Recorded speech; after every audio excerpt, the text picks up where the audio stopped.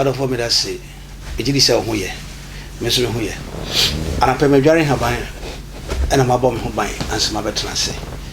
If we are for you, cried them bambonock, one more who buy, I'll be quite a big cook again. Could be so so. Two for a typical so a grandmaster, I'm a founder, Ghana. As a Hobamboy, Mencasa could train be because quiet you, wouldn't scan ajo. And your phone call. Out of all the week, I say, I'll pay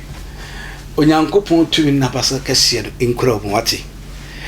Mammy, I did be my dream, Papa, the beaches, I was to say a child dream. And the Ghana, Yamam. Sa ho kire ebetena wakoma betena wadwenem na tena oni padua so a anka fa ne se eyelo no akogye ede a obetua wo ensu ni petime kama edu ba bia na waye frustrated so be man nipa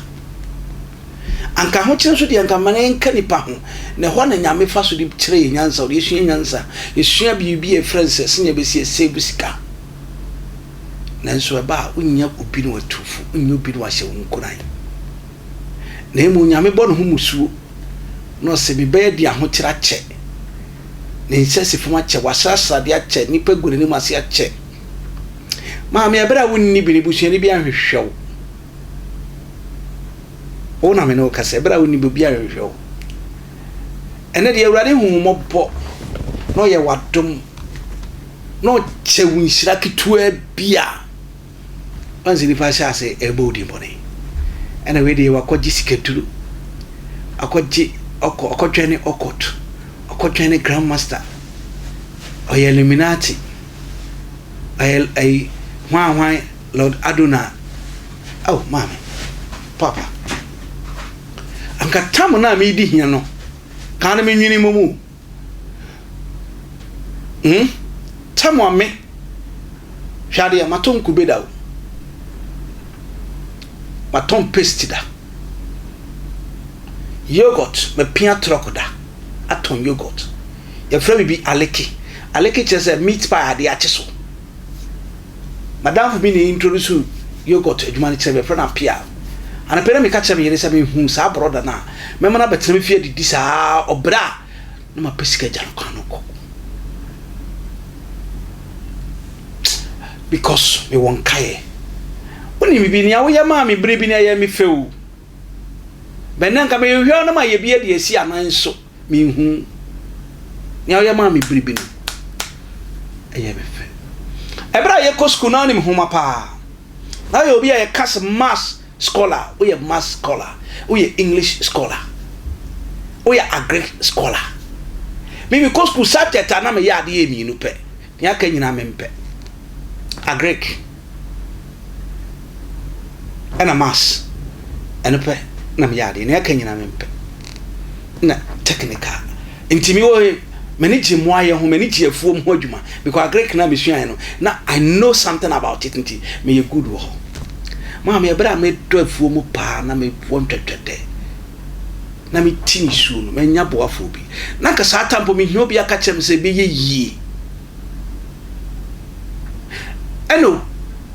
ufri bema we dem na ko we dem sata mema ediu se football omo fani di ni obu mawo enso nyame ya dom ye fra ye two days ashawoni nyame ya dom na se bema na nani sabe nani muni dwa nani amfare hwese oba ashawoni we sabe eno na me pene me ye ni yi a awurade ye wado no ye wedding a ni ni pe kan se odina fa duruso me mema abu fu wate kama to yam se ade dem fichire no ashawoni no etimenya bank manager aware no lawyer bi aware no sofo bi aware no doctor bi aware no dia ene ye tanya wonso obodi hia na besesa ene na me ho asema ba na wo kan ya enka hodo sama moni nipa na ton wodwam na nipa na kotoba wi de eden an yokotoba fie wansa na bedi nachi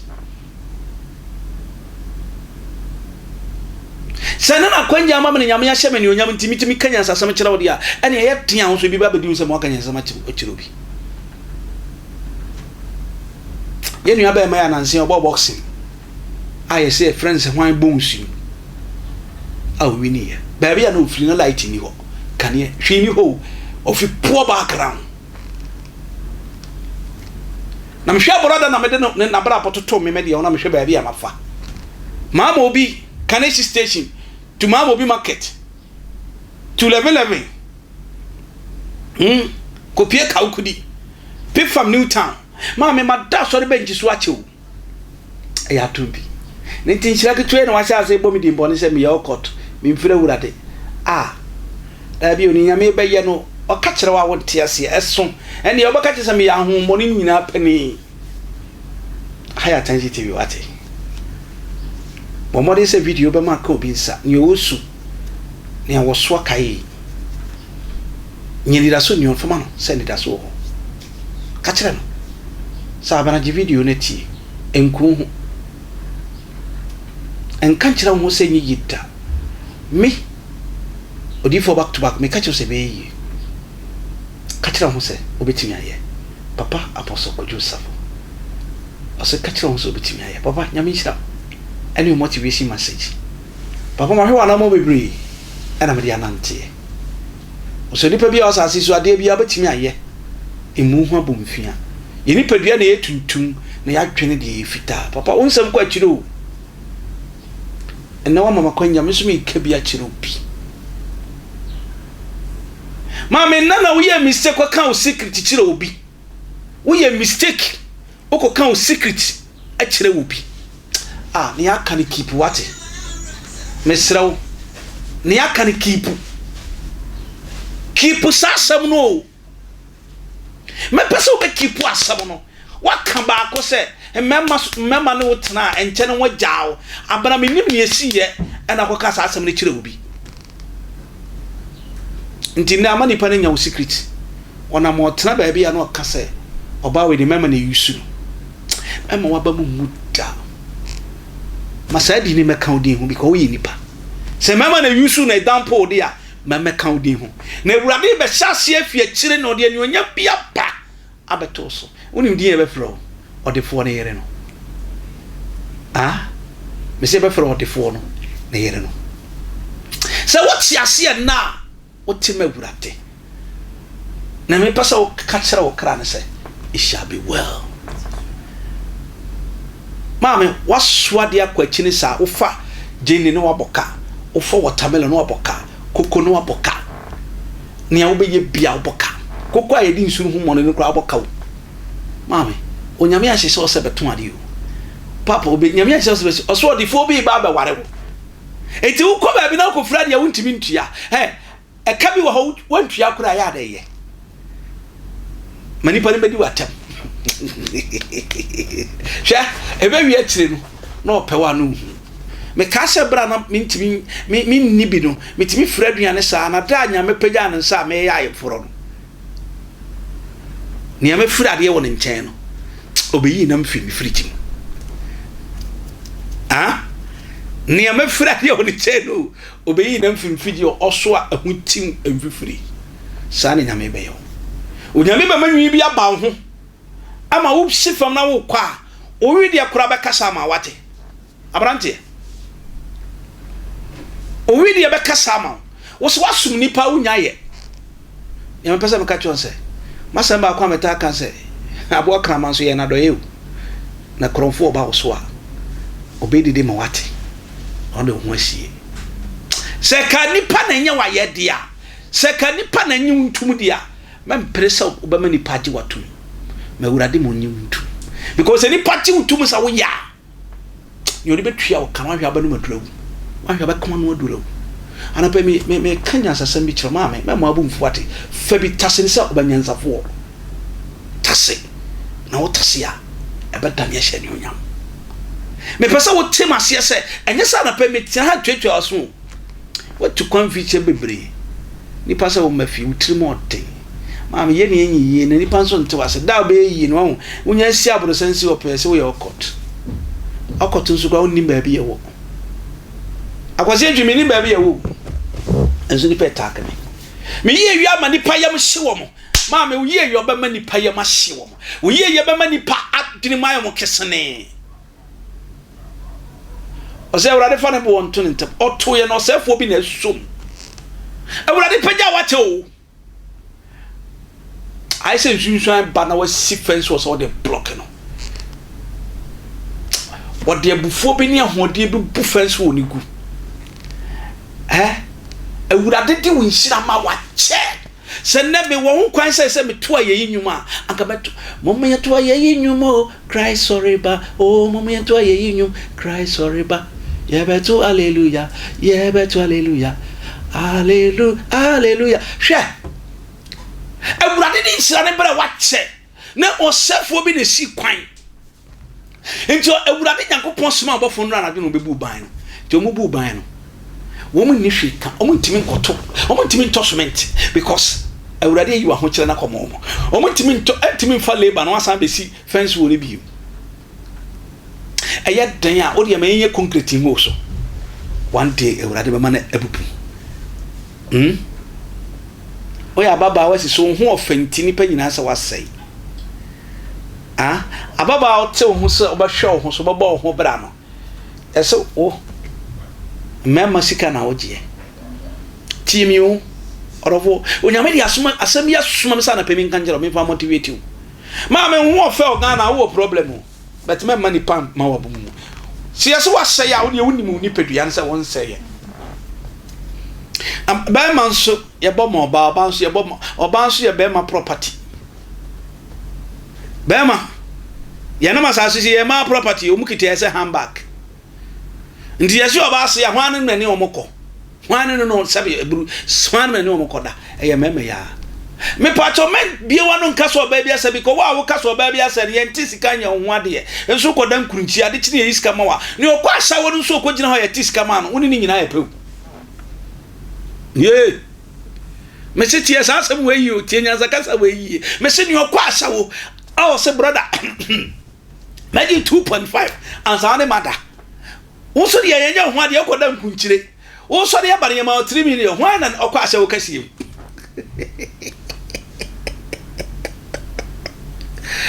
woni asha woni nyina epo na mo wodi no akotu no pablo flies and kate boga wodi esama fa ho cause yeso da chi obeware minti ma me wotu ona asha woni no ewurade ahye ne nunyam wo hye ne nunyam so onya tres machine benz mu pe o se abrabo bone ne wabode ade anya na ho eno mo na mu ndro so mo de bo abrabo no ma me so ba hwe widie yi anka wo widie be kasa ma wo sister ni jana wate mani ni bre ne wa bre ne mados nti adan sister o kasa o oba we na be matiska be ono ne ma suro bia ne papa ebe suro bia ne papa ne so bre na so wate gitum na ta na chimane ne okwa ono de ne de ba be tufu na wakowali yemba no mi say mama papa yemba no bi say ne sanka nyame hira me yakotena wade we ase da bia o atoa wo bi nufu a wo bi enimanyama wo bi woda ne ho abode ne wosu na mu aka wanum kasa de ede bia mfuro no mba ba ma bi yampewo nti se abai wona nanim se sebe tete iron box no na se wonya ba ma bi no ntin ho gya no da ne car front no kwatoka ama ne twia ma ma chi enya duro eturo ni ba bia wo mimi nye duro ni o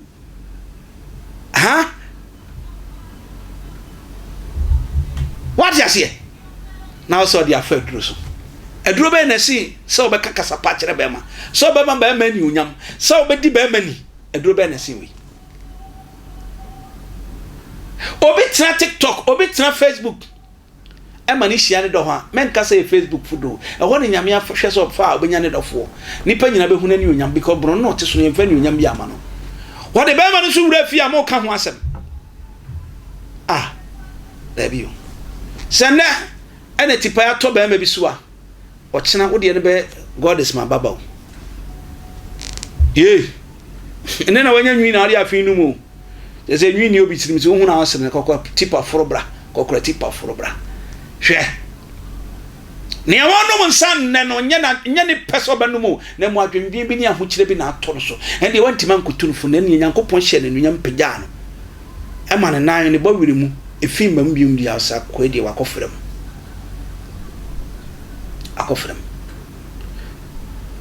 hwade ne okotena bia ba ma obi ton sama no enye ne pew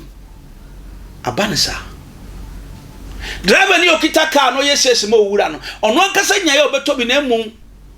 amane nti onam kwan so oba hu oba ne to so onam kwan so oba no hu oba akokọ onam kwan so oba no hu oba color chocolate color enso wanya ohu bi da nansi enua ye maame Christina woni be ka se be manye ska no chiro bope no kore no kore sabe manon so no oni nyansa ni wa hu oba wo ne te se me ni yie so oba ho be fa na be ma ni nyansa wo ni bottom expenses ni expenditure akoba no anapa mi kan samwe dia so nkuna se men kan wano aduru nwu men hwe ne nipa ka men tie ne nipa keka ko na mu asafo wurade ne Jacob Nyankopon no obetane ne abehwew and then we start ministry and e bi chi so kwaje aduru yenkwa ha o che asone ne bafom you say koba dane kwa sanka obenya potre no wati asen watwen Kristo na bonso ne kwedifo amani atumi nipa nyina hwe se de na meye me mama Esther ba bia wo bia me chia anyonyam wadi na nkentwa sef me kwasi ntuna fata me o ankodifo bi ba ohie ni bi ba ena nne me kasa abrempɔ manity ene wo so kasa nipa be tie wate ni hia no se me nya wadwen se wo transa gin konwa sa ye obi wo se obi na ma me se enua mu emo no ro wan na nhie ne good at the same na ya nua majetimi ama na hyede a ene hu se onipa bia betima sesa nipa bia betima wu habambo no betimi ate ama haban a awon so de eja betima to ena me pasa be ka kira wo se abrabor mu na ya di no na ma wurade twen se osefo no ne brebe so befu abrabom na wonya kwandi wani chie maka kira me kra se anche me celebrate my marriage very big time because that me ko ware me yere no nyama ye to no ye de afi ene ye toy obi so tumi de da kropeto ne nyama na wakoware ensa nyina nya pe ahemfu chinye ebi didi bi achi ni ya me pesa be katro de sebe aburu sebe nyaado enna na nipa hu se sebe wonam ho ho ofewo enso ade bi nti ba mantimi waawo ewrade be sa yare wate me be ka ma sam tro sebe menya white ewo me nipa bi nti ba ma bi aba me ho anka me ho abrante wa chi akunwa wo ho na wo ka kira mansan enka mi hu enso me be ma bi anya odo ama me wo ka hwe kura wonte wanso yanya BP wo ho miniska na me ba ware wo ba no nso ye den me wogidie se ya ware de awurade be hye anunya be kwa ware ye ni so de e ma awurade enana na matade ba ko enso oba ne tiase mama me ni tu anamon se na tie bia no e be foro wate se watch I the boy and say the tell down so no sia bom prenu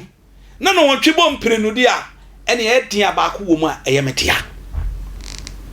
me pasa woti ase se anamo ayetui no ebi fie wo bi achi ebi fie wo anim enso wo mu achi ni tumbe ye nkunimdifo makro ni sesa na wo anim no na kro dada na ada so te wo eno kire se awurade ehire ni pa ankora ba bi ope no eno de no ni shebre esi me pesa me catch me nua ba ma me nua ba wo hwe me se ene na ade esi biti na auto traffic me sha obo se gina ho ntwam gina me I want to declare a prophecy to your life me sha unkom se a year by this time ene nyam bi fi Israel about it o be fi traffic ni mu no de fo bi ehu traffic na wo kom no de fo bi na twase ehu no ware wo but wan ko wa wo hu tima ma bo ntoyam abranti a woton pike akwasi atwima ton pike maton kube maton president imagine ni brodo na egumi bag na me de kwa atwima because sania maje me maame na ohwe me no ne ya me yawa asase we so a de bia me kan se maame ya wo boa me ehwe me maame diti wo ne kwansen mu ebra wugu ye na nyame nhira me kwa yiri kra me bobo sia na me de koye Satan ebusua wo himfa na adofo wo himfa na anuanom wo himfa ma hu bia ma me nesu mi mu me kwa adwuma me sema ata ma me mambrodongu bag ni mu na me kwa night ebia na me college ni bi banum tin na ma chibie kuma koton abra me ma me no anapa me ba fie no na aduane si o se makaba nku bra bi di na me nie aburo aduane ma me na kyerem se na esi di aburo aduane na me ndi fufuo ma me na kyerem se na edi fufuo me di na me tia hono se reke ne kakrakra enkrase tena etene ma me ne ji age me nyama si ma me na me da sori bench so na me kodi pa life me da bench so anka kristofo fie di makowura de ensa me yeyi o na so ho ana me hu ne ye ya mabama mu because what that bench because me shebere eni bench ne so awurade de me fa ho so be ye me hie anapani a wo fam no na me pesa be ka kire nyina nsa ne a wo fam ne se wo gina traffic no se wo ton den wo ton piki wo ton hanky me ka kire se ebre ebesesa anapani a me kan se me din the prophet Erica Kwesentwi do na nim se odi for back to back ne a me kan se shahode jitum ababa wo hwe me ne sene ena wuntumi nhya weke papa me catch us every ba we gini do 50 million krabati ubeto abaranti a wasi so ena na wonto Gucci watch Gucci mabuan sha na obi sha na ye ofe me catch us every ba wo ena abeto mesalachi ne mabuan ne bag wo ona abeto na nipa nyina hwe ya beka won semmone say ya duro na ukita eriwa bia nipa nhumi kwa me fa so wa me di yi e ya dum bio anapele me ka sa dum no I prophesy to you that from today your life will be transformed so gidia baby obia kasa amen me di the prophet Erica Kwesentwi me da sa for God's Revelation Ministry no me pa cho me wa blekuma Agape William Street for my contact number 0543 419160. The next line is 0553 40 1462. Kwasiada oni osumbi uma bra mayensum ni wi ebedi nkomo ya ka kyerwade se ntamago na yehye no onyi no nche foforo ne wasi kwan no awrade di nsunsun abu fence wode a